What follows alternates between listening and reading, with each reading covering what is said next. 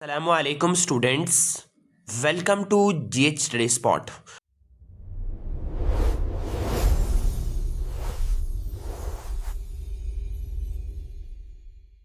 जैसा कि आप लोग देख पा रहे हो कि गोल्डन हॉराइजन कोचिंग सेंटर की तरफ से एक बेहतरीन इनिशिएटिव लिया गया है, जहां पर दरअसल हम लोग एचएस स्टूडेंट्स जो कि 2026 में अपने बोर्ड एग्ज़ाम में अपेयर करने वाले हैं, उनको हर तरीके से मदद प्रोवाइड करने की कोशिश कर रहे हैं।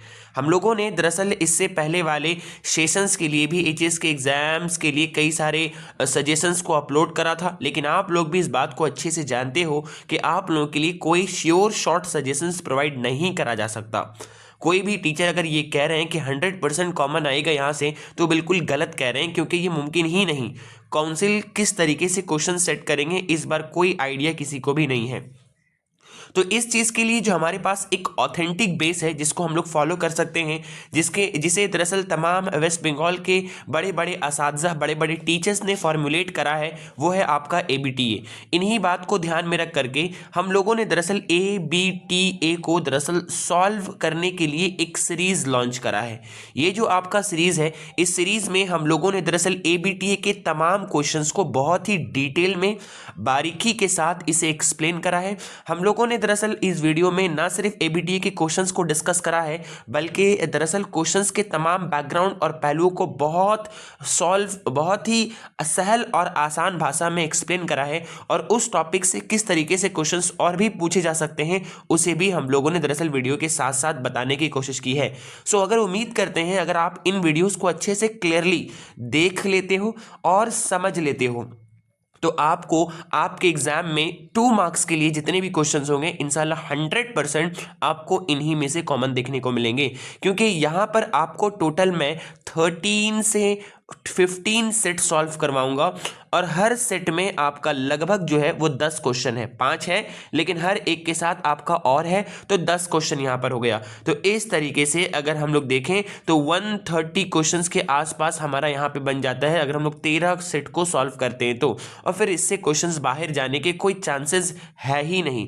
आप लोगों से रिक्वेस्ट है कि आप लोग वीडियोस को सही से देखें, कंप्लीट सुने और समझें, फोकस समझने में करें, इसलिए ताकि आप अगर लर्न नहीं भी कर पाते हो तो महज अपने अंडरस्टैंडिंग के बेसिस पे तमाम कंसेप्ट को समझ लो। मैं बहुत जल्द दरअसल आप लोगों के लिए एजुकेशंस के सजेशंस प्रोवाइड करने वाला हूं।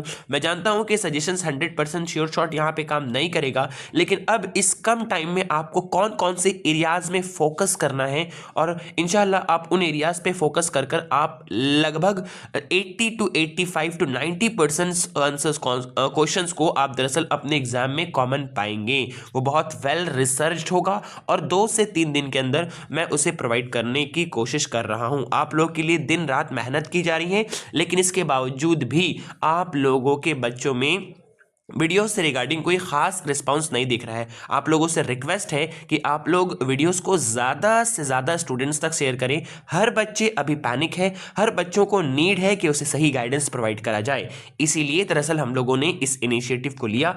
आप बच्चों से रिक्वेस्ट की जाती है कि आप लोग तमाम एचएस के स्टूडेंट्स तक इन वीडियोज़ को पहुँचा दें, ताकि हर बच्चे इससे फैज़याब हो सके, फ़ायदा उठा सके, और हर बच्चों का पैनिकनेस कम हो सके। आप में से अभी भी 50% स्टूडेंट्स ऐसे हैं जिन्होंने वीडियोस को देखा है लेकिन चैनल को सब्सक्राइब नहीं करा है। देखो स्क्रीन के ऊपर आपको यहां पर डेटा दिखाया जा रहा है।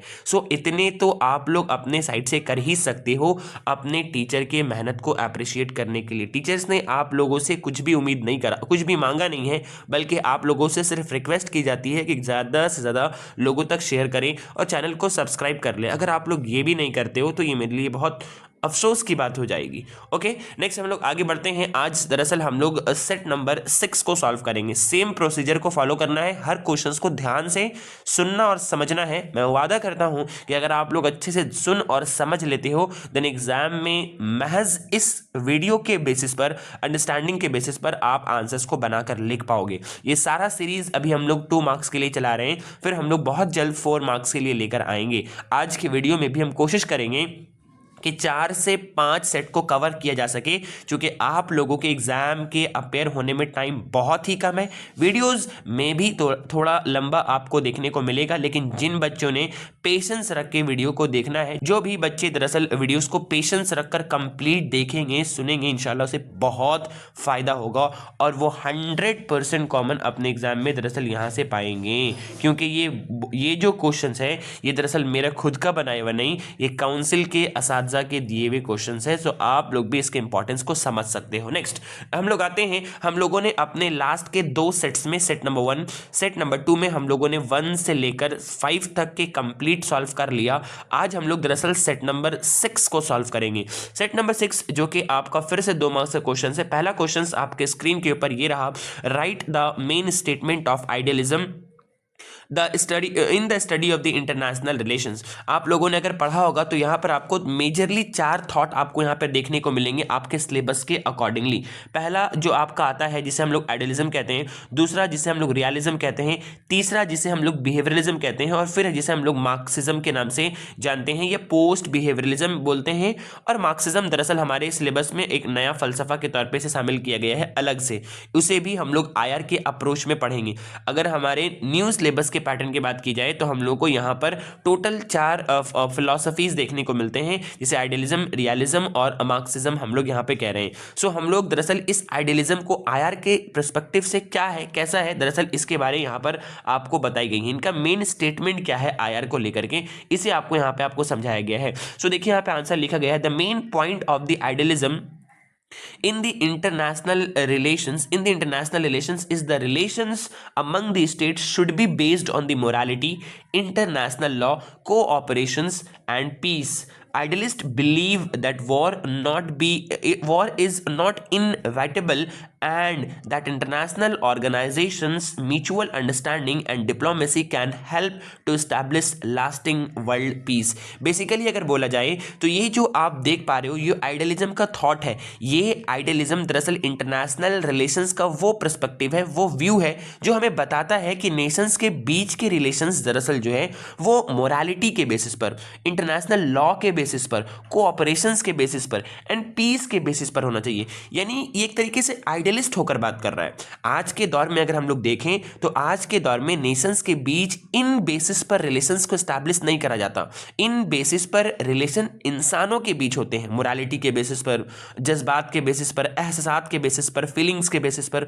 लेकिन नेशंस के बीच दरअसल आज जो रिलेशन मेंटेन होता है वो आपका 2 टॉपिक के बेसिस पर होता है। एक होता है नेशनल पावर के लिए और एक होता है आपका नेशनल इंटरेस्ट के बेसिस पर। अगर आपने जहां भी पढ़ा होगा तो आपके असातिज़ा ने इस बात को बहुत डिटेल में समझाया होगा कि आज के इस मॉडर्न टाइम में जिसे हम लोग रियलिस्ट पॉइंट ऑफ व्यू से इंटरनेशनल रिलेशंस के नाम से जानते हैं, उनके मुताबिक इंटरनेशनल रिलेशन इन बेसिस पर नहीं होते, बल्कि इंटरनेशनल रिलेशन दरअसल पावर के बेसिस पर और दरअसल आपके पावर के साथ साथ नेशनल इंटरेस्ट के बेसिस पर प्रमोट होते हैं, या ये इस बेसिस पर ये लोग अपने इंटरेस्ट को, अपने रिलेशंस को प्रमोट करते हैं। लेकिन आइडियलिस्ट ये आइडियल होकर बात कर रहा है, ये बिल्कुल ख्याली बातें कर रहा है, इसलिए इसने दरअसल इस तरीके के थॉट को प्रेजेंट यहाँ पे करा है कि वर्ल्ड में इस तरीके से वॉर वगैरह नहीं होनी चाहिए, जबकि ऐसा बिल्कुल भी हम लोग आज के दौर में जानते हैं ये नहीं है। चूंकि ये आइडियलिस्ट है इसलिए इस पॉइंट, क्योंकि ये आइडियल होकर बातें कर रहे हैं इसलिए इनके व्यू का नाम भी रखा गया है आइडियलिस्ट व्यू। क्लियर है? मैं उम्मीद करता हूँ आपके समझ आ रही होंगी। नेक्स्ट है आपका, right the differences between the idealism and the study of the international relations. Idealism और लिबरलिज्म के बीच का क्या डिफरेंसेस है उसे देखो, यहां पर आपको डिफरेंशिएट करने के लिए बोला गया है। 2 मार्क्स में क्वेश्चंस पूछ सकते हैं, मे बी ये क्वेश्चन 4 या 6 मार्क्स में पूछा जा सकता है। सो मैंने इसके पॉइंट्स को ज्यादा डाला है ताकि आप लोग अपने क्वेश्चंस के मार्क्स के पर्सपेक्टिव के अकॉर्डिंगली आंसर को मोल्ड कर पाओ। पहला देखो यहां पे मैं लिखा है बेसिक पॉइंट्स ऑफ डिफरेंसेस। दोनों पॉइंट में एक तरफ लिबरलिज्म है और एक तरफ आपका आइडियलिज्म है। इनका बेसिक आइडिया क्या है? तो जैसे कि देखो, आपको ऐसे ही अपने आंसर में चीज़ों को लिखना है, आंसर स्क्रिप्ट में इसी तरीके से बनाकर लिखना है। अगर आपका आंसर प्रेजेंटेशन ऐसे ही होता है तो इंशाल्लाह आपको मार्क्सेस बहुत ज़्यादा मिलने के चांसेस हैं, क्योंकि प्रेजेंटेशन मैटर करता है। तो क्या लिखा गया है, liberalism believes that the lasting peace can achieve through the cooperations between the state, international law and institutions. जबकि आइडियलिज्म कहता है, idealism believe that the peace can be established through the basis of morality, justice and human values. ये दरअसल idealist बातों पे focus करता है, morality, justice, human values के ऊपर। लेकिन जबकि दूसरी तरफ लिबरलिज्म जो है वो प्रमोट करता है, लिबरलिज्म मींस लिबर्टी। लिबर्टी का सिंपल माना अगर हम लोग देख ले तो ये प्रमोट करता है इंडिविजुअल लिबर्टी को। और ये इस बेसिस पर, ये जो लिबरलिज्म का फिलॉसफी है ये दरअसल कोऑपरेशंस पे जोर देता है, उसके साथ साथ ताकि एक इंसान की लिबर्टी को प्रमोट करने के लिए अगर एक स्टेट के अंदर कोऑपरेशन नहीं है, इंटरनेशनल लॉ नहीं है, इंटरनेशनल इंस्टीट्यूशन नहीं है, तो ये सवाल ही पैदा नहीं होता कि एक इंसान के लिबर्टी को महफूज या इंश्योर करा जा सके। इसलिए ये अपने पर्सपेक्टिव, अपने थॉट के हिसाब से इन चीज़ों पे फोकस करता है, जबकि ये अपने थॉट और पर्सपेक्टिव जो कि आइडियलिस्ट है, आइडियल होकर बात करते हैं, ये इन चीज़ों पे फोकस करते हैं। तो पहला इनका थॉट में ही दरअसल आपको बेसिक डिफरेंसेस यहां पर आपको देखने को मिल रहा होगा। होप, उम्मीद करते हैं बातें समझ आई।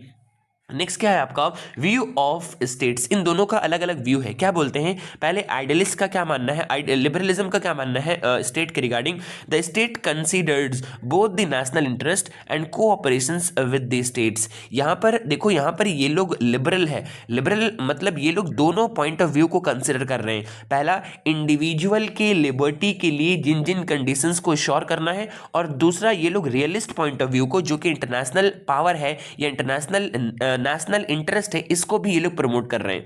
जबकि ये इस चीज पर बिल्कुल भी फोकस नहीं करेगा। The state functions as the moral entity and should follow the ethical principle. ये आइडियल होकर बात कर रहे हैं। क्लियर है? सो नेक्स्ट हम लोग आगे बढ़ते हैं। नेक्स्ट है आपका attitudes towards the war. War के रिगार्डिंग दोनों का क्या अलग अलग एटीट्यूड है। पहला, लिबरल्स क्या कहते हैं और आइडियलिस्ट क्या कहते हैं। According to liberal, war can be reduced but cannot be completely eliminated। इनके मुताबिक वॉर को हम लोग रिड्यूस कर सकते हैं, कम कर सकते हैं, लेकिन वॉर को कंप्लीटली इरेडिकेट नहीं कर सकते, क्योंकि बहुत सारी जगहों पर हमें अपने इंटरेस्ट को प्रोटेक्ट करने के लिए वॉर करना पड़ता है। क्योंकि अभी आपने ऊपर देखा था ये इंटरेस्ट की भी बातें करता है, तो इंटरेस्ट को प्रोटेक्ट करने के लिए हमें वॉर करना पड़ता है। वॉर को रिड्यूस करा जा सकता है, कम करा जा सकता है, लेकिन कंप्लीटली एलिमिनेट नहीं करा जा सकता। जबकि यहीं पर वो बात कहता है कि it can completely eliminated, we can completely eliminate it through the moral values, peace and efforts. जो कि फिर से एक बार देखा जाए तो ये आइडियल होकर बात कर रहे हैं, इसलिए इसका नाम आइडियलिज्म ही रखा गया है। Next, role of international organisation. Liberals के अकॉर्डिंगली क्या बोला गया है, इसके मुताबिक बोला गया है कि international organisations help increasing cooperation among the states. जबकि इसके मुताबिक international organisations are the main means of establishing the world peace. ये वर्ल्ड पीस को बनाने में एक अहम मीन है, जबकि इनके मुताबिक ये दरअसल कोऑपरेशन को इंक्रीज करने में मदद करता है। अपने अपने थॉट और व्यू के मुताबिक ही दोनों अपने अपने आइडियोलॉजी को पेश कर रहे हैं। अप्रोच देखो क्या लिखा हुआ है, इनका अप्रोच मैंने बताया कि प्रैक्टिकल और रियलिस्टिक इन नेचर है, जबकि इनका क्या है, मोरालिटिक है और साथ साथ आइडियलिस्टिक इन नेचर है। सिंपल, साफ, वाज़ा है बात यहाँ पर ही। मेन फोकस क्या है, cooperation, mutual interest, end of the institution, और साथ साथ यहाँ पे है morality, justice, ethics and human values. उम्मीद करते हैं आपको चीजें पानी की तरह क्लियर हो रही होंगी। अगर आप लोगों को वीडियो से फायदा हो रहा है तो ज्यादा से ज्यादा लोगों तक शेयर करें। हर बच्चे बिल्कुल पैनिक और परेशान है अपने एचएस एग्जाम से रिगार्डिंग। सो आप बच्चों के भलाई के लिए ही काफ़ी टाइम लगाकर पीपीटी को प्रिपेयर्स कर कर, तमाम नोट्स को डिजिटलाइज कर कर, फिर इतना टाइम देकर आप लोगों के लिए वीडियोस को बनाया जा रहा है महज आप लोगों के लिए, ताकि आप लोग देखें, इससे फ़ायदा उठाएं और अपने एग्जाम में एक्सेल करें। सो आप लोगों से रिक्वेस्ट की जाती है कि ज़्यादा से ज़्यादा लोगों तक शेयर करें। और अब भी जो 50% जनता ऐसी है हम लोग को देखने वाली जिन्होंने सब्सक्राइब नहीं करा है, रिक्वेस्ट है कि टीचर्स इतने तो डिजर्व करते हैं आपके, जो आपके लिए इतना सारा स्टेप्स ले रहे हैं, आप लोग चैनल को सब्सक्राइब जरूर से कर दें। नेक्स्ट क्वेश्चन नंबर 2 हम लोग आते हैं। Right the 2 limitations of the formation of the SAARC. SAARC जिसको हम लोग ऑलरेडी डिस्कस कर चुके हैं। What is SAARC? South Asian Association for the Regional Cooperation, जो कि एक रीजनल ऑर्गेनाइजेशन है। इसका दरअसल मेन लिमिटेशंस क्या क्या है? लिमिटेशंस पहला है lack of mutual trust.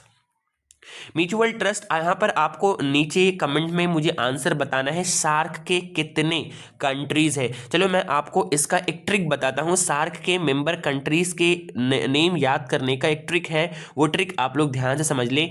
MBBS pen, ये जो आप यहाँ पे देख पा रहे हो, यहाँ से इस MBBS जो कि एक मेडिकल डिग्री का नाम है, MBBS पेन मीन्स बहुत दर्द होता है, ये MBBS बहुत टफ डिग्री है, सो करने में स्टूडेंट्स को बहुत तकलीफ होती है। सो M फिर मालदीव है, बांग्लादेश है, भूटान है, श्रीलंका है, पाकिस्तान है, आपका अफगानिस्तान है, इंडिया है और नेपाल है। यहाँ पे इस तरीके से आप इस ट्रिक की मदद से दरअसल आप अपने आंसर्स को क्या कर सकते हो, इसके नेम को जो 7 कंट्रीज है इसे यहाँ पर याद कर सकते हो। क्लियर है। सो अब हम लोग यहाँ पे क्या देख रहे हैं, यहाँ पर हम लोग देख रहे हैं कि सार्क के कुछ फॉर्मेशंस के लिमिटेशन से पहला क्या है, ये लोग म्यूचुअल ट्रस्ट क्रिएट नहीं कर पा रहे हैं। देखो लिखा हुआ है, SAARC countries do not fully trust each other, reduces the political conflict and historical disputes specially between the Indian Pakistan.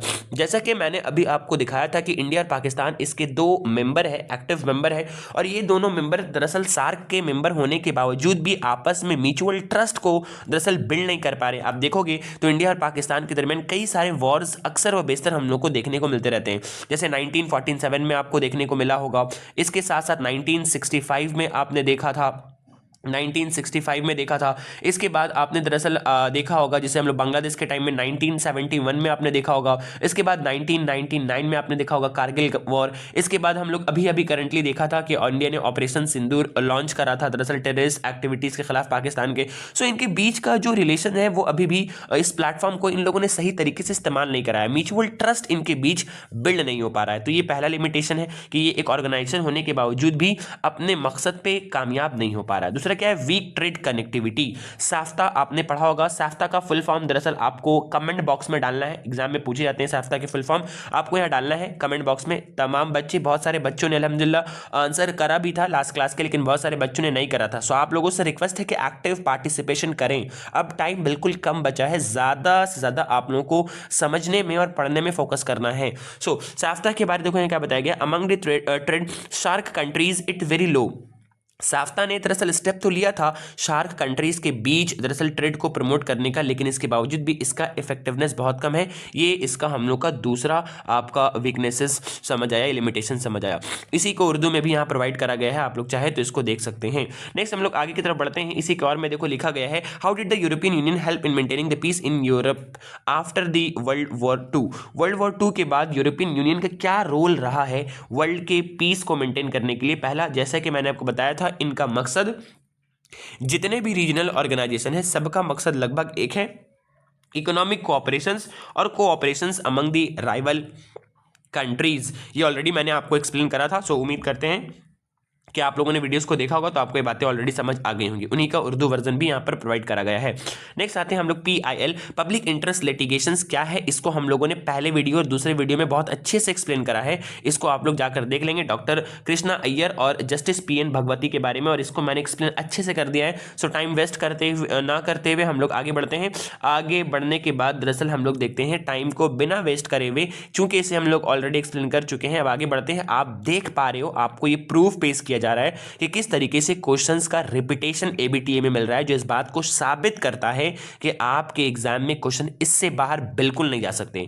Next हम लोग आगे बढ़ते हैं। What is the objective of formation of the लोक अदालत। लोक अदालत दरअसल एक तरीके से ग्रास रूट लेवल पे एक जुडिशियल बॉडी होते हैं। अगर आप अच्छे से समझोगे तो इंडिया में फॉलो किया जाता है एक पैरामिडल स्ट्रक्चर को। Pyramidal structure in case of the judicial, top में जो होता है उसे हम लोग कहते हैं सुप्रीम कोर्ट। उसके बाद हर एक स्टेट में, लगभग हर एक स्टेट में नहीं बोला सकता, लेकिन एक स्टेट में आपका हाई कोर्ट होता है, और उसके बाद दरअसल कई सारे सब ऑर्डिनेट कोर्ट होते हैं। उन्हीं सब ऑर्डिनेट कोर्ट की कैटेगरी में एक आपका आता है लोक अदालत। तो लोक अदालत का मकसद क्या होता है? लोक अदालत का मकसद होता है लोगों को quickly and cheap justice provide करा जा सके, और चूंकि इन कोर्ट्स के पास ऑलरेडी बहुत सारे प्रेशर्स होते हैं, सो इन प्रेशर्स को कम करने के लिए लोक अदालत को बनाया गया है, ताकि लोक अदालत छोटे मोटे फैसले को सुना सके, लोगों के डिस्प्यूट्स को यहां पर सॉल्व कर सके। वही लिखा हुआ है, quick and cheap decision number 2, reduce the court burden. Court का जो मैंने आपको बताया बर्डन बहुत होता है, उसके बर्डन को कम कर पाएं।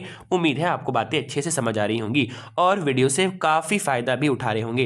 Next question number 4, what is meant by the civil society. और सिविल सोसाइटी मूवमेंट ऑलरेडी मैंने इसे एक्सप्लेन करा है। Civil society refers to the organisations and citizen outside of the state who work for the social welfare, democracy and human right. Explain कर दिया है, इसलिए मैं इसे एक्सप्लेन नहीं करता, आगे बढ़ता हूँ। नेक्स्ट है आपका उसी के और में mention the two importance of civil society of the और सिविल सोसाइटी मूवमेंट। क्या इसका मकसद है या इसका इंपॉर्टेंस क्या है? जाहिर सी बात है कि सिविल सोसाइटी एक ऐसा ऑर्गेनाइजेशन है जो स्टेट के रिलेम से बाहर रहकर लोगों के हित के लिए, लोगों के प्रोटेक्शन के लिए, डेमोक्रेसी के लिए, लोगों को राइट के बचाने के लिए, लोगों के इसके लिए काम करता है। तो वहां पे लिखा गया है protection of people's right, policy and social change. उम्मीद है आपको बातें आसानी के साथ समझ आ रही होंगी। नेक्स्ट उन्हीं का उर्दू वर्जन को भी यहाँ दिया गया है। नेक्स्ट हम लोग इंग्लिश में आते हैं। फिर 5 number question, mention the to method of amending the Indian constitution. यहाँ पे मांगा गया है 2, लेकिन हम लोग के आर्टिकल 368 के अकॉर्डिंगली 3 मेथड्स दिए गए हैं। यहाँ पर आपका देखो 2 मांगा था, तो यहाँ पे 2 मेथड्स को यहाँ पे डाला गया। पहला सिंपल मेजॉरिटी, दूसरा स्पेशल मेजॉरिटी, और एक और आता है special majority with half of the ratification of state, जो कि एक्सप्लेन करा जा चुका है। आगे बढ़ते हैं हम लोग। नेक्स्ट हम लोग आगे की तरफ बढ़ते हैं और देखते हैं इसी के और में discuss the feature of the 73rd amendment act. 73rd और 74th कॉन्स्टिट्यूशन अमेंडमेंट एक्ट जो कि 1992 में आया था, इसके तहत दरअसल कोशिश की गई थी पंचायती राज इंस्टीट्यूशंस को ग्रास रूट लेवल तक डेमोक्रेसी को पेनिट्रेट करने के लिए, पहुंचाने के लिए कोशिश किया गया था। तो यहाँ पे देखो लिखा गया है कॉन्स्टिट्यूशनल स्टेटस दिया गया था किसे? पंचायती सिस्टम को, जिसे हम लोगों ने लास्ट क्लास में एक्सप्लेन करा था। अगर आप लोग बच्चे सीरीज को कंप्लीटली फॉलो कर रहे होंगे तो आपको इससे बहुत फायदा होगा और हर चीज आपको क्वेश्चंस के फॉर्मेट में रिपीटेड देखने को मिल रही होंगी। नेक्स्ट क्या है? Reservations for the women's and the weaker section. इसका खास बात एक ये है कि इसने 1/3 सीट को, याद रखना है आपको, 1/3 सीट्स को पार्लियामेंट में और बहुत सारे पॉलिटिकल ऑर्गेनाइजेशंस में वुमेन्स के लिए और SC ST के लिए, शेड्यूल कास्ट और शेड्यूल ट्राइब के लिए दरअसल रिजर्व करके रखा है, ताकि इन लोगों को भी प्रेजेंटेशन पॉलिटिक्स में दिया जा सके। इसका मकसद ही दरअसल स्ट्रेंथन करना था लोकल लेवल पे डेमोक्रेसी को। सो यहाँ पे इसी मकसद के तहत इसने यहाँ पर इस चीज को फॉलो करा। नेक्स्ट सेट नंबर 6 आपका यहाँ पे कंप्लीट हो जाता है। अब हम लोग सेट नंबर 7 की तरफ बढ़ते हैं, जो कि पेज नंबर आपका 150 है। सेट नंबर 7 में भी आपको देखो लगभग सेम क्वेश्चन ही देखने को मिलेंगे। पहला क्वेश्चन नंबर 1 जो कि थोड़ा सा अलग है, यहाँ पर ये न्यू लिबरलिज्म के बारे में यहाँ पे पूछा है। What do you mean by, या what right the 2 features of new liberalism. New liberalism के 2 फीचर में पहला है structure of the international system, दूसरा है security and power. New liberalism emphasizes that international politics is shaped by the arcanic are। इसका जो 2 feature आप यहाँ पे देख पा रहे हो, पहला है आपका स्ट्रक्चर ऑफ इंटरनेशनल सिस्टम, यानी new realism emphasises that the international politics is shaped by the anarchic structure of international relation. Anarchic structure एक ऐसा स्ट्रक्चर है जहाँ पर कोई लॉ, कोई ऑर्डर, कोई सिस्टम प्रिवेल नहीं करता, बल्कि हर लोग अपने मन के मुताबिक, अपने अपने इंटरेस्ट के अकॉर्डिंगली अपने अपने वर्क को प्रोसीड करते हैं। कोई नेशंस का लॉ नहीं होता, कोई सिस्टम नहीं होता, उसे हम लोग कहते हैं एनार्किक कंडीशंस। तो न्यू रियलिज्म दरअसल इस चीज पे एम्फेसाइज करता है। देखो लिखा हुआ है where no central authority exist above the state. State से ऊपर कोई सेंट्रल अथॉरिटी एग्जिस्ट नहीं करता। दूसरा क्या है आपका सिक्योरिटी एंड पावर, यानी सिक्योरिटी एंड पावर से मुराद है कि इसमें स्टेट सिर्फ और सिर्फ अपने पावर एंड सिक्योरिटी को प्रोटेक्ट करने के लिए काम करती है। देखो यहाँ पे लिखा है according to new realist state gives the priority to their survival and security to protect themself से मुराद है स्टेट खुद को बस प्रोटेक्ट करने के लिए they try to increase the power, maintain the balance of power. यानी स्टेट के ऊपर यहाँ पे कोई ऑर्गेनाइजेशंस नहीं होता, स्टेट से ऊपर यहाँ पे कुछ भी नहीं होते। स्टेट अपने आप को प्रायर और सबसे टॉप लेवल पे मानता है और अपने इंटरेस्ट को प्रोटेक्ट करने के लिए हमेशा सोचता है और इसके लिए दरअसल वर्क करता रहता है। यही दरअसल न्यू रियलिज्म दरअसल इस चीज पे फोकस करता है। नेक्स्ट हम लोग आगे आते हैं उसी के और में what was the main thrust मतलब फोकस है। ओके, यहाँ पर what was the main thrust of Marxist theory in the study of the international relation. Marxist theory का इंटरनेशनल रिलेशंस के अप्रोच को आप लोगों ने पढ़ा होगा, तो इसमें मेन थ्रस्ट किस चीज पे दिया गया है? देखिए ध्यान से, साफ तौर पे लिखा हुआ है, the main point of the Marxist theory in the international relation is that economic interest and class struggle control the whole world politics. यानी अकॉर्डिंग टू मार्क्स पूरे इंटरनेशनल रिलेशंस को सिर्फ दो पॉइंट ऑफ व्यू से देखते हैं, पहला economic interest और दूसरा क्लास स्ट्रगल के बेसिस पर। मार्क्स के अकॉर्डिंगली इकोनॉमिक इंटरेस्ट से ही और क्लास स्ट्रगल से ही, आप लोगों को मैंने लास्ट वाले वीडियो में अच्छे से समझाया था कि क्लास स्ट्रगल का मतलब क्या होता है। मार्क्स ने बताया था कि एक होते हैं हैव क्लास और एक होते हैं हैव नॉट क्लास, इनके बीच स्ट्रगल हमेशा चलता रहता है और हर एक लोग दरअसल इकोनॉमिक इंटरेस्ट से गाइड करे जाते हैं, जो कि मार्क्स ने दरअसल नेशनल इंटरेस्ट और नेशनल इंटरेस्ट और नेशनल पावर के पर्सपेक्टिव को कंप्लीटली इग्नोर करा था और सिर्फ इन दी दो चीजों पर ही फोकस करा था। तो यहां पर इसलिए लिखा गया है इकोनॉमिक इंटरेस्ट और क्लास स्ट्रगल दरअसल पूरे वर्ल्ड पॉलिटिक्स को कंट्रोल करती है। Rich capitalist countries exploit the poor developing countries to increase their wealth and international relation reflect this economic exploitation. और इनके मुताबिक ये अपने थॉट के अकॉर्डिंगली अपनी बात को बता रहे हैं कि पूरा world have and have not class में बटा हुआ है और जो हैव क्लास है वो दरअसल हैव नॉट क्लास को एक्सप्लॉइट करते हैं। मतलब मार्क्स का जो मेन नजरिया है, जो कि मैंने आपको बताया था वीडियो नंबर 1 में, उसी को मार्क्स ने अपने उसी नजरिए से मार्क्स ने इंटरनेशनल रिलेशन को देखा है। नेक्स्ट आते हैं question number 2, when and why was the European union form? European union जो कि ईयू है, फिर से एक बार ये एक रीजनल ऑर्गेनाइजेशन है, इसे बनाया गया था 1993 में through the treaty of Maastricht. Its main aim was to promote the economic and political cooperation, same जो कि मैंने आपको पढ़ाया हुआ है वही बातों को यहाँ पर रिपीट करा गया है। नेक्स्ट उसके और में आते हैं ऑब्जेक्टिव ऑफ सार्क, जो कि मैंने ऑलरेडी आपको वीडियो नंबर 1 में अच्छे से एक्सप्लेन कर दिया है। नेक्स्ट आते हैं व्हाट इज पॉकेट वीटो। अब वीटो पावर दरअसल एक तरीके से एक पावर होता है जिसे प्रेसिडेंट इंजॉय करते हैं। पॉकेट वीटो आपका होता है, इसके अलावा और भी कई टाइप्स के वीटो पावर दरअसल एक प्रेसिडेंट एंजॉय करते हैं। तो उनमें से पहला टाइप जो है आपका वो है पॉकेट वीटो। पॉकेट वीटो हो गया आपका, एब्सोल्यूट वीटो हो गया आपका, सस्पेंसिव वीटो हो गया आपका। जब मैं पढ़ाऊंगा तो यहाँ पे आपको मिलेंगे क्वेश्चंस, क्लियर है?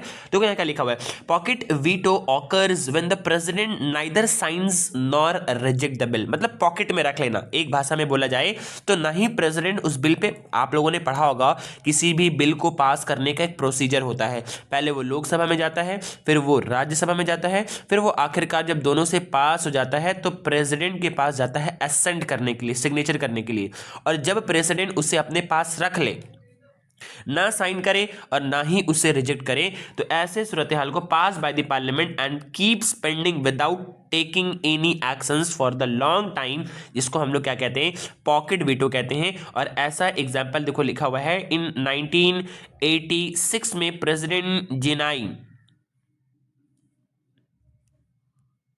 और ऐसा देखो यहां पर एक बार इंडिया के इतिहास में हो चुका है, और एक बार दरअसल इंडिया के इतिहास में ऐसा हो चुका है, इंडिया की हिस्ट्री में ऐसा हुआ है। प्रोफेसर जो कि प्रेसिडेंट थे इंडिया के, और प्रेसिडेंट होने के बाद दरअसल उन्होंने इस पॉकेट वीटो को इस्तेमाल करा था, जिनका नाम था Giani Zail Singh. Use the pocket veto on the Indian post office amendment bill के खिलाफ इन्होंने दरअसल पॉकेट वीटो का इस्तेमाल करा था। सो आप लोगों को अगर ये चीज़ डाल देते हो आंसर में, तो आंसर का वेटेज यहाँ पर बढ़ जाएगा ज्ञानी जेल सिंह के बारे में, क्लियर है? सो हम लोग आगे बढ़ते हैं। आगे बढ़ने के बाद आपको नेक्स्ट जो देखने को मिलता है क्वेश्चन, वो स्क्रीन के ऊपर, what is no confidence motion.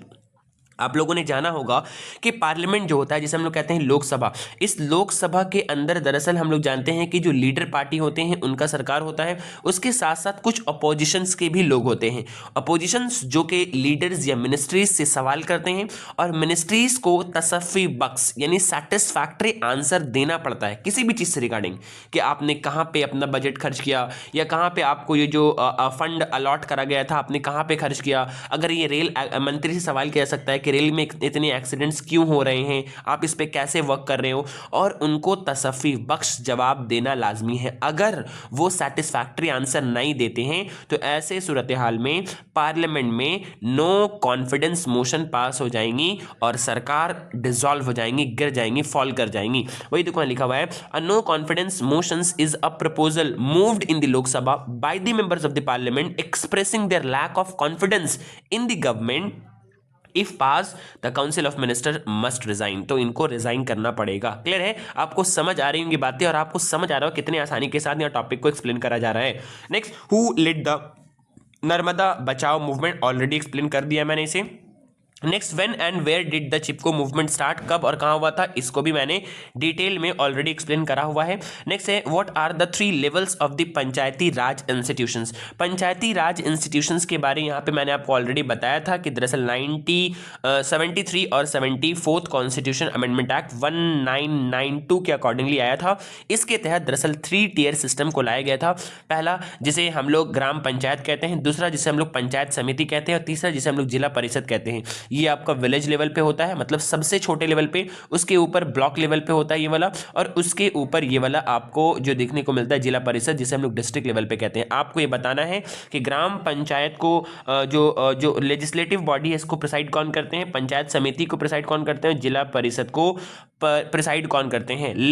आपको कमेंट में यहाँ पर इस चीज़ों का आंसर देना है। याद रहे, एक्टिव पार्टिसिपेशन करने से आपका बहुत सारा कंसेप्ट और भी खुल जाएगा। बहुत सारे बच्चों ने आंसर्स दिया भी है, आप देख पा रहे हो अपने स्क्रीन पर कि किस तरीके से क्वेश्चंस का रिपीटेशंस देखने को मिल रहा है, जो इस बात को दर्शा रहा है कि क्वेश्चन इसके बाहर जाने के कोई चांसेस ही नहीं है। नेक्स्ट क्वेश्चन उसी के और में दिया हुआ है, what measures have been taken to protect the environment in the 74th amendment. 74th amendment जो कि हमने बताया था आपको, इंडियन कॉन्स्टिट्यूशन में एक अमेंडमेंट हुआ था, इसके तहत एनवायरनमेंट को प्रोटेक्ट करने के लिए क्या स्टेप लिया गया था इंडिया में। देखो लिखा गया है, under the 74th constitution amendment act urban local bodies were given the responsibility. 74th के तहत अर्बन को दिया गया था, 73rd के तहत रूरल को दिया गया था। For the sanitations, public health, water supply and environmental protections, these functions are listed in the 12th schedule of the Indian constitutions. Environment को सारा प्रोटेक्ट करने का ही तो प्रोसेस है जो यहाँ पे आपको देखने को मिल रहा है। सो यहाँ पे आपको अपने आंसर में इन्हीं चीजों को यहाँ पे लिखना है। याद रहे, बहुत आसान और सहल भाषा में 73rd के तहत आपको अर्बन मिला था, और 74th के तहत आपको अर्बन एरियाज में यानी शहरी इलाकों में मिला था, और 73rd के तहत आपको देहाती इलाके में दिया गया था, लोकल सेल्फ गवर्नमेंट को प्रमोट करा गया था। नेक्स्ट हम लोग आते हैं अब सेट नंबर 7-8 की तरफ। 7 को हम लोगों ने सॉल्व करा। सेट नंबर 8 में आप लोग सेम उसी तरीके से क्वेश्चंस के पैटर्न को यहाँ पे देखेंगे। पहला question, right the 2 basic features of international relations, जो कि ऑलरेडी मैंने आपको पढ़ा दिया है। इंटरनेशनल रिलेशंस के 2 बेसिक फीचर्स क्या क्या है। पहला है sovereignty of the states. International relation इस बात पे फोकस करता है कि हर एक स्टेट को सॉवरेन पावर दी जानी चाहिए। Every state sovereign and independent, each state has a right to take the decisions within own territory and no state should interfere in the international affairs of another state। पहला जिसको हम लोग कह रहे हैं कि sovereignty of state पे believe करता है इंटरनेशनल रिलेशंस। दूसरा क्या है, म्यूचुअल रिलेशंस एंड कोऑपरेशंस। आपस में दोनों के रिलेशंस म्यूचुअल होने चाहिए, बराबर के होने चाहिए, और आपस में एक दूसरे को हर एतबार से कोऑपरेट करने की रिलेशंस इनमें होनी चाहिए। सो ये 2 इन लोगों का यहाँ पर बेसिकली मेन बेसिक 2 फीचर्स कह लिया जाए तो हो सकता है। नेक्स्ट आपका इसी को उर्दू में दिया गया है। नेक्स्ट उसी के और में the importance of the United Nations in international relation. United nation जिसे ऑलरेडी हम लोग जानते हैं कि 1945 में दूसरी आलमी जंग, सेकेंड वर्ल्ड वॉर के बाद इंटरनेशनल पीस एंड सिक्योरिटी को बनाया गया था मेंटेन करने के लिए। वही इसका इंपॉर्टेंस भी है। देखो स्क्रीन पे देख पा रहे हो, maintenance of peace and security and development of welfare, development and welfare of this society, 2 इनका असल मकसद था, इसी के तहत ये बनाया गया था। नेक्स्ट आगे बढ़ते हैं। आगे बढ़ने के बाद दरअसल आपको क्वेश्चन नंबर 2 मिलेगा, right the 2 reasons for the success of the European union. European union के सक्सेस के पीछे का रीजन क्या है। तो पहला इसे ऑलरेडी मैंने पढ़ा दिया था, इकोनॉमिक इंटीग्रेशंस, और दूसरा क्या है, स्ट्रॉन्ग इंस्टीट्यूशंस। सार्क की तरह ये वीक इंस्टीट्यूशंस होल्ड नहीं करते, बल्कि इनका इंस्टीट्यूशंस काफी स्ट्रॉन्ग है। इनके लॉस पॉलिसीज को अपने मेंबर कंट्रीज के बीच दरअसल इफेक्टिवली लागू करा जाता है, जो इसके इफेक्टिवनेस और जो इसके स्ट्रॉन्गनेस के ऊपर इसके स्ट्रॉन्गनेस को साबित करता है। नेक्स्ट आता है, right the 2 main objective formation of SAARC. Already मैंने पढ़ा दिया। अब देख पा रहे हो क्वेश्चन किस तरीके से रिपीट कर रहा है, जो आपको इस बात की अलामत है आपके लिए कि क्वेश्चंस आपके एग्जाम में कॉमन ही रहेंगे। Next, who is the nominal head of the state. इसका आंसर भी आप में से कई सारे बच्चों ने दिया था। Nominal head of the state कौन होता है इंडिया का, और who is the main what are the main organs of the Indian parliament. एक बात साफ तरीके से आप लोग को याद रखनी है, बहुत सारे बच्चे ये सोचते हैं कि इंडियन पार्लियामेंट सिर्फ 2 हाउसेस पे मुश्तमिल है। एक है आपका लोकसभा और एक है आपका राज्यसभा। बिल्कुल ये दो हाउसेस पर मुश्तमिल हैं, लेकिन इंडियन पार्लियामेंट का एक और पार्ट है जिसको हम लोग प्रेसिडेंट कहते हैं। President is neither the part of Lok Sabha nor the Rajya Sabha. ये इंडियन पार्लियामेंट के एक इंडिपेंडेंट हिस्सा है। सो इन बातों को आपको यहाँ पे ध्यान रखना। इसीलिए यहाँ आप देखेंगे तो आपको यहाँ पे 3 दिखाया गया है, प्रेसिडेंट, लोकसभा और राज्यसभा। और आपके जो प्रेसिडेंट होते हैं, वो नॉमिनल हेड कौन होते हैं, वो प्रेसिडेंट होते हैं। और अगर रियल हेड की बात करा जाए तो आप लोगों को कमेंट में बताना है who is the real head of the state. Hope आपको यहाँ तक बातें आसानी के साथ समझ आ रही हैं। नेक्स्ट हम लोग आगे बढ़ते हैं। आगे बढ़ने के बाद उसी के और में दिया गया है, right the structure of the supreme court of India. The Supreme Court of India consists of the Chief Justice and 33 जजेस। यहाँ पर याद रखना, चीफ जस्टिस जो कि सबसे बड़े टॉप लेवल के जस्टिस होते हैं सुप्रीम कोर्ट के अंदर, उसके एक चीफ जस्टिस होंगे और 33 जजेस होंगे। जजेस are appointed by the president and serve till the age of the 65 years. It is highest court of India. India के हाईएस्ट कोर्ट में मैंने भी आपको बताया था, इंडिया में पैरामिडल स्ट्रक्चर फॉलो करा जाता है, जिसमें टॉप में दरअसल सुप्रीम कोर्ट है और सुप्रीम कोर्ट में दरअसल एक चीफ जस्टिस होंगे और साथ साथ 33 जजेस वहां पर हो सकते हैं, चाहे तो कम भी हो सकते हैं और प्रेसिडेंट को लगे तो प्रेसिडेंट कम या बेसी कर सकते हैं। और इन लोगों को अपॉइंट करने की जिम्मेदारी प्रेसिडेंट को ही दी जाती है। यही इनका स्ट्रक्चर है। नेक्स्ट आगे आते हैं, what is Chipko movement, write the main reasons of this movement. पहले ऑलरेडी एक्सप्लेन किया जा चुका है। नेक्स्ट हम लोग आते हैं, name the 2 important civil society movement in India. Chipko movement है आपका, और आपका यहाँ पर ये नर्मदा मूवमेंट है, जो कि ऑलरेडी आप लोग जानते हो इस चीज को। आगे बढ़ते हैं। आगे बढ़ने के बाद number 5, what is meant by the constitution amendment, in which article is the procedure of amending the Indian constitution is described. देखो ये आप लोग ऑलरेडी जानते हो, इंडियन कॉन्स्टिट्यूशन को अमेंड करने के प्रोसीजर को आर्टिकल कौन से है आप लोगों को कमेंट में बताना है। आर्टिकल 368, ये आर्टिकल लर्न हो जानी चाहिए आपको अब तक। और साथ साथ देखो ये क्यों, आखिर what is meant by the constitution amendment, क्योंकि हम लोग जानते हैं इंडियन कॉन्स्टिट्यूशन को लिविंग डॉक्यूमेंट कहा जाता है, और इंडियन कॉन्स्टिट्यूशन को फॉर्मुलेट करने वाले हमारे फोर फादर्स ने भी इस चीज पर एम्फेसिस करा था। इस चीज को ये लोग जानते थे वो लोग, कि हम लोग आज जिस कॉन्स्टिट्यूशंस को बना रहे हैं वो हो सकता है आने वाले टाइम में डेवलपमेंट हो और साइंस एंड टेक्नोलॉजी का डेवलपमेंट हो सकता है हमारे कॉन्स्टिट्यूशंस बाज पॉइंट पे आज के हिसाब से सही हो, लेकिन उस हिसाब से सही ना हो सकते हैं। इसलिए उन लोगों ने दरअसल इस आर्टिकल को प्रोवाइड करा, जिस आर्टिकल में दरअसल कॉन्स्टिट्यूशन को अमेंड करने की बात कही गई है। अगर आर्टिकल कॉन्स्टिट्यूशंस का कोई भी आर्टिकल दरअसल तरक्की की राह में, डेवलपमेंट के वे में रुकावट बननी शुरू हो जाए, जो कि इंडियन कॉन्स्टिट्यूशंस के लिविंग लिविंग बीइंग होने को साबित करता है, वही बात यहां पे आपको लिखनी है। क्लियर है? So when was the 42nd constitution amendment act was made and why is this amendment particularly memorable.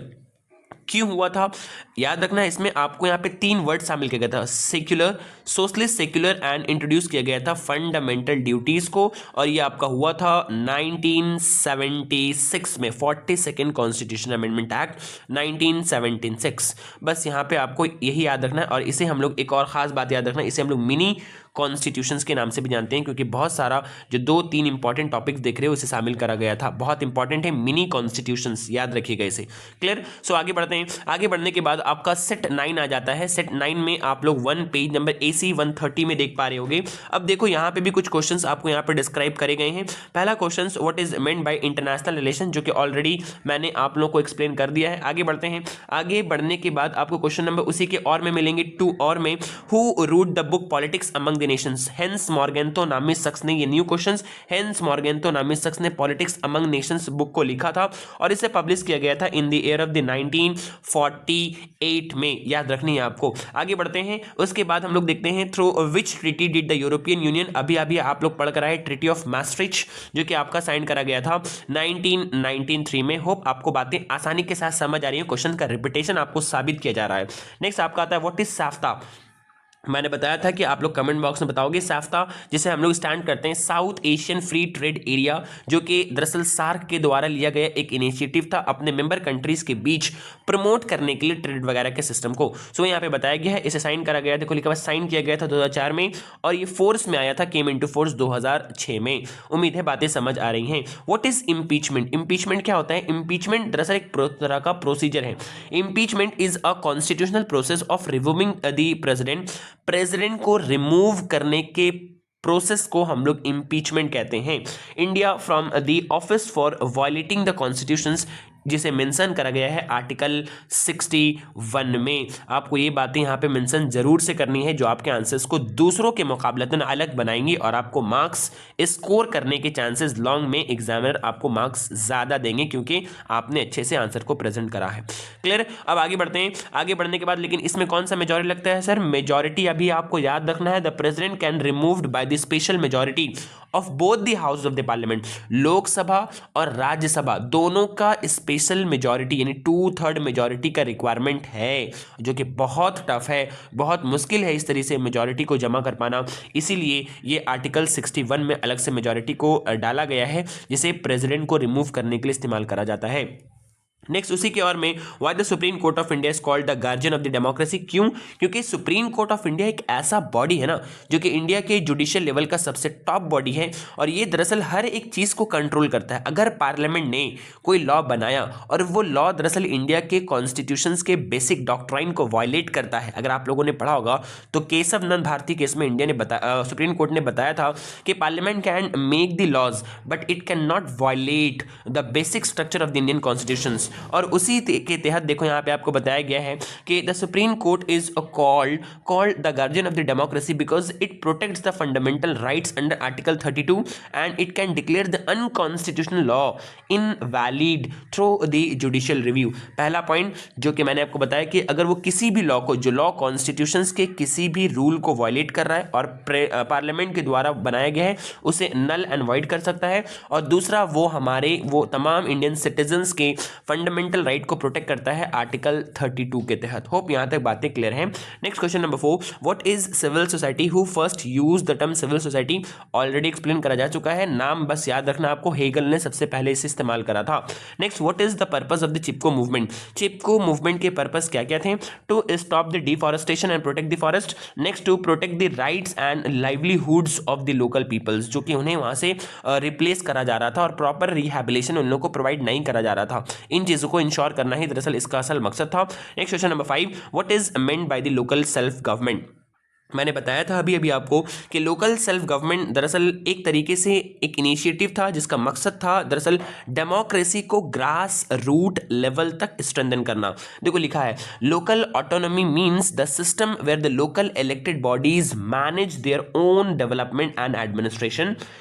Examples include gram panchayat, panchayat samiti, zila परिषद, जिसका मकसद है कि जो लोग लोकली है, जो लोग लोकल एरियाज में रहते हैं, उन लोग अपने प्रॉब्लम को वो लोग बेहतर समझेंगे बनिस्बतन टॉप पे बैठे हुए कोई एलीट क्लास के। सो इसे स्ट्रेंथन करा गया था ताकि लोग अपने मसला मसाइल को समझें और अपने मसला मसाइल को समझकर खुद से अपने प्रॉब्लम को सॉल्व कर पाएं, इसलिए ताकि वो लोग इफेक्टिव डिसीजंस को ले पाएंगे।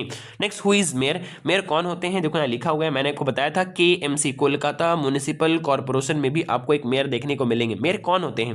देखो लिखा हुआ है, the mayor is the elected municipal corporation and the supervisors the city administrations and development. आपको कमेंट बॉक्स में बताना है कि who is the present mayor of Kolkata. Kolkata के मेयर कौन है और किस तरीके से इसका काम होता है। उनका जो काम होता है वो बेसिकली म्युनिसिपल कॉर्पोरेशंस के हेड होते हैं और साथ साथ वो सुपरवाइज करते हैं उस सिटी के, उस शहर के तमाम एडमिनिस्ट्रेशन एंड डेवलपमेंट के वर्क को। The mayor is elected by elected councillors and municipal corporations. Mayor आपस में से ही, यानी एक अगर मान लो ये है आपका कॉर्पोरेशन है, उसी कॉर्पोरेशंस में से तमाम जो काउंसिलर उसके अंदर मेंबर के तौर पर इलेक्ट होकर आए हैं, उन्हीं में से किसी एक को आपस में इलेक्ट करके दरअसल मेयर की पोस्ट में फायज कर दिया जाता है। सो उम्मीद करते हैं आपको बातें यहाँ पे क्लियर हो रही हैं। नेक्स्ट हम लोग आगे बढ़ते हैं। आगे बढ़ने के बाद लास्ट सेट को हम लोग देखते हैं, जो कि सेट नंबर आपका 10 है।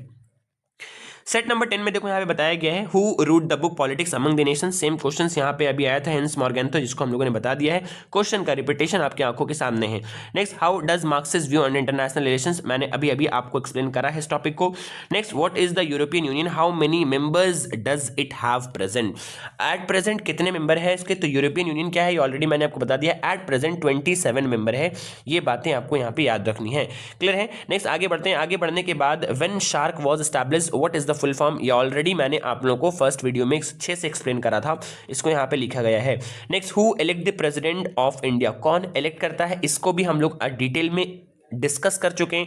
क्वेश्चंस का रिपीटेशंस आपको दिखाया जा रहा है किस तरीके से हो रहा है। व्हाट इज हैबियस कॉर्पस, ये पहला आपका न्यू क्वेश्चंस आपके स्क्रीन के ऊपर आपको दिखा। हैबियस कॉर्पस से मुराद क्या है? तो मैंने आपको बताया था कि जब भी किसी इंसान का फंडामेंटल राइट वायलेट होता है तो वो सुप्रीम कोर्ट या हाई कोर्ट को अप्रोच करता है। कौन से आर्टिकल के तहत अप्रोच करता है? सुप्रीम कोर्ट को और हाई कोर्ट को। ये आपको कमेंट बॉक्स में डालना है। बार बार एक चीज को अगर रिवाइज करोगे तो वो चीज आपके दिमाग में बैठ जाएंगी और आप एग्जाम हॉल में जाकर अच्छे से आंसर कर पाओगे। हैबियस कॉर्पस, अब मान लो फॉर एग्जांपल कि आपका फंडामेंटल राइट वायलेट हुआ, आपने सुप्रीम कोर्ट को अप्रोच करा। अब जब सुप्रीम कोर्ट को आपने अप्रोच करा तो उस सूरत हाल में सुप्रीम कोर्ट या हाई कोर्ट 5 तरीके के रिट्स जारी करती हैं। रिट्स में पहला या उन्हीं 5 तरीके के रिट्स में से एक टाइप का रिट्स है जिसे हम लोग हैबियस कॉर्पस कहते हैं।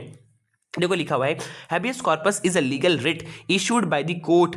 याद रहे सिर्फ सुप्रीम कोर्ट और हाई कोर्ट, लोअर कोर्ट्स को रिट्स जारी करने की राइट्स नहीं दी गई हैं। To proceed a persons to produce a persons who has been illegally detain, जिन भी इंसान को इलीगली तौर पर डिटेन कर लिया है पुलिस ने, उन्हें दरअसल कोर्ट के सामने पेश किया। हैबियस कॉर्पस का मतलब ही होता है to have the body of, देखो लिखा हुआ है, to produce before the court, उस बॉडी को जिसने पुलिस डिटेन करा है, डिटेन किए गए पर्सन को पुलिस को कोर्ट के सामने पेश करना होगा अगर कोर्ट ने हैबियस कॉर्पस नामी रिट्स को जारी करा है। तो इसका साफ मतलब होता है to produce before the court, इसका सिंपल मीनिंग होता है। क्लियर है? सो उम्मीद करते हैं आपको बातें यहाँ पे समझ आई हैं। नेक्स्ट आगे बढ़ते हैं। क्वेश्चन नंबर 2 में देखो लिखा हुआ है, differences between civil society and political party. ये न्यू क्वेश्चन है। पॉलिटिकल पार्टी और सिविल सोसाइटी का डिफरेंसेस क्या है? पहला ऑब्जेक्टिव, दोनों का ऑब्जेक्टिव ही अलग अलग है। इनका वर्क होता है work for the social welfare and protection of the people's right, जबकि इनका होता है gain of the power and government को फॉर्म करना। ये एक volunteers and the citizens participate होते हैं, इसमें इलेक्टेड लीडर्स एंड मेंबर को पार्टिसिपेशन ही मिलता है। क्लियर है? तो आसानी के साथ आपको अगर कंसेप्ट क्लियर है तो चीजें अच्छे समझ आ रही होंगी। Next right the 2 features of the Chipko movement, जिसके ऑलरेडी आप लोग पढ़ चुके हैं। पीपल्स का दरअसल नॉन वायलेशंस को प्रमोट करना और साथ साथ पीपल्स के पार्टिसिपेशन को इंश्योर करना। Next number 5 right the 2 sources of income of the gram panchayat, इसको ऑलरेडी मैंने आपको साथ डिस्कस करा है। लोकल टैक्सेस, लोकल एरिया से जो टैक्सेस होते हैं उन टैक्सेस को कलेक्ट करना, और उसके साथ साथ दरअसल गवर्नमेंट की तरफ से, स्टेट गवर्नमेंट की तरफ से जो इन्हें ग्रांट दी जाती है वो भी इनका इनकम का एक सोर्स होता है। नेक्स्ट फिर से 3 लेवल्स पूछा है। देखो मैंने आपको पढ़ाया था ग्राम पंचायत, पंचायत समिति और जिला परिषद। सेम आगे बढ़ते हैं। आगे बढ़ने के बाद आपको जो मिलता है वो है आपका सेट नंबर 11। आज हम लोग दरअसल यहां पर इस चीज को छोड़ते हैं। नेक्स्ट सेट 11, 12 और 13 और बाकी के बचे हुए सेट्स को हम लोग नेक्स्ट क्लास में करेंगे। एक और वीडियो आपका 2 मार्क्स के लिए डाला जाएगा, उसके बाद 4 मार्क्स को हम लोग पूरे तरीके सॉल्व करेंगे।